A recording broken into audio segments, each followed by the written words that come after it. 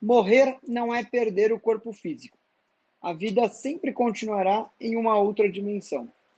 Morrer é viver inconsciente da sua divindade, é viver sobre os domínios do medo, sobre os domínios do ego. Isso corresponde a dizer que você morre um pouco mais a cada oportunidade que desperdiça de conhecer a si mesmo, de identificar e transmutar tudo aquilo que te impede de manifestar o amor incondicional, ou seja, de estar realmente vivo. Essa aqui eu vou começar com uma ressalva. Talvez você tenha alguma religião, alguma fé e despreze o conteúdo dessa mensagem por ter algum aspecto que não esteja alinhando com ela. Por exemplo, você pode acreditar em Deus e entender que essa parte que a mensagem fala sobre a sua divindade estaria te igualando a Deus. E isso seria uma arrogância, uma heresia, né? Com certeza. Mas o meu convite é para que tenhamos sempre um mindset de receber tudo sem julgar a fonte e extrair daquilo que se recebe o que existe de bom. Em outras palavras, examine todas as coisas, retenha o que é bom. Então, para mim, por exemplo, não é o que mais importa essa parte da divindade. Eu posso entender até como uma manifestação de Deus, por exemplo, como Deus é o Criador. Ele que te criou, então você é uma criação divina. Você tem a divindade da criatura, não do Criador. Mas o que realmente importa nesse momento, para mim, eu digo, né? O que eu gostaria de aproveitar nesse momento dessa mensagem é a parte que diz que, a depender da forma com que lidamos com a vida, podemos estar mortos mesmo antes de morrer. Isso sim é preocupante demais. A mensagem diz que enquanto não estivermos manifestando o amor incondicional, não estamos vivendo de verdade. Isso acontece quando a gente vive escravo do medo ou escravo do ego, que de uma certa forma se misturam, porque a gente sempre atende o ego por medo. Medo de não pertencer, medo de revelar uma vulnerabilidade, medo de não sustentar uma imagem e assim por diante. Só que a gente precisa se libertar de muita coisa para conseguir ser o que nascemos para ser. Se libertar de todos os medos, né? Se libertar do ego. Outro medo que o ego nos traz, inclusive, é o medo do julgamento. A gente precisa se imunizar do julgamento alheio para ocupar a nossa posição nesse universo. E existe uma posição específica para cada um de nós, como se o universo fosse um quebra-cabeça de 1 trilhão de peças. E cada um de nós é uma peça que se encaixa perfeitamente no todo, sem a qual o todo não é completo. Por isso que são os nossos talentos que definem a nossa posição, a nossa razão de existir nesse mundo.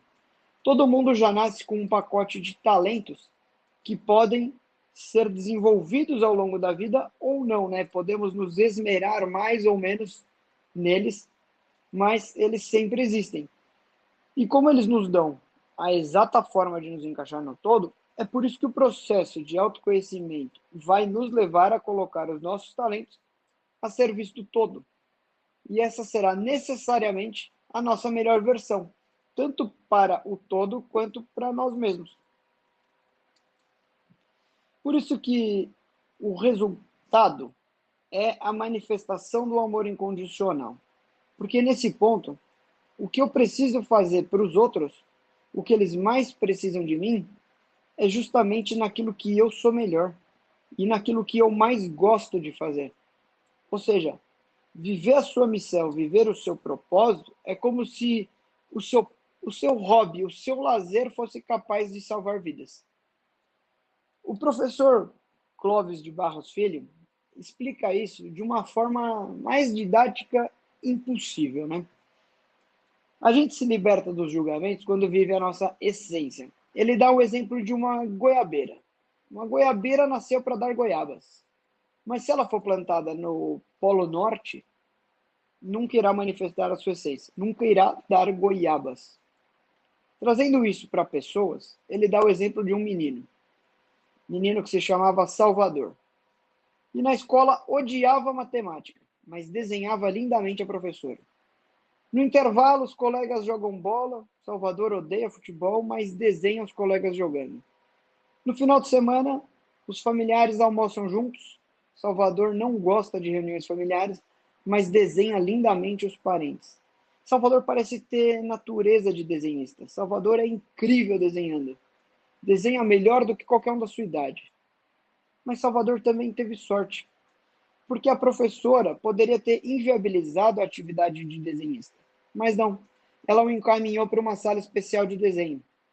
Os colegas poderiam ter feito bullying, mas não, eles pediam para serem desenhados. A família deu tudo o que ele precisava. Salvador, no início, imitava os mestres, depois transgrediu, fez o que ninguém tinha feito.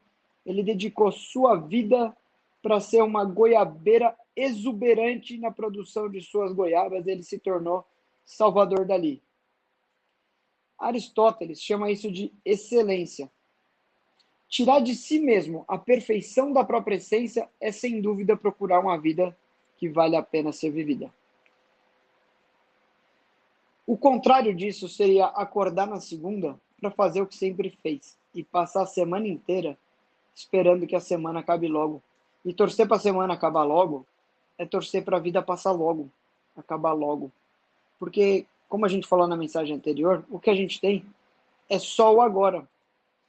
E a diferença entre você e uma goiabeira é que a goiabeira está fadada a ficar no mesmo lugar que foi plantada. E você não. Você tem total liberdade de procurar, de encontrar o seu terreno fértil. E como Salvador, dedicar sua vida para se conhecer mais e extrair o melhor da sua essência. É isso que a mensagem quer dizer com encontrar e transmutar o que te impede de manifestar o amor incondicional. É você avaliar onde você está plantado. E se você estiver no Polo Norte sem plantar goiabas, buscar o seu terreno fértil.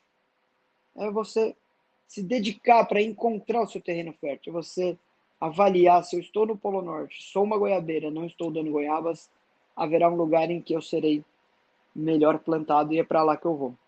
Eu vou trazer aqui duas frases de filme que eu adoro e que muito me motivam sempre. Eu acho que as duas, inclusive, são do filme Coração Valente.